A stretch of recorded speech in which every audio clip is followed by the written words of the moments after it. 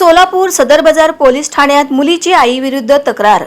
किरकोळ कारणावरून ही आईकडून शिवीगाळ व मारहाण करून क्रूर वागणूक दिली जात असल्याची तक्रार 17 वर्षीय मुलीनं आपल्या आईविरुद्ध सदर बाजार पोलीस ठाण्यात शुक्रवारी रात्री उशिरा दिली आहे।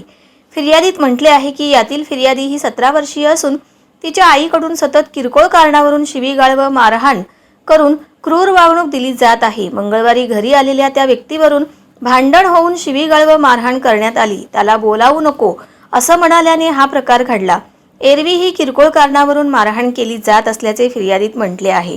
सदर बाजार पोलीस ठाण्यात या प्रकरणी भादवी 323 सह मुलांची काळजी व संरक्षण अधिनियम कलम 75 अन्वये गुन्हा दाखल झाला आहे। पुढील तपास हवालदार बनसोडे करीत आहेत।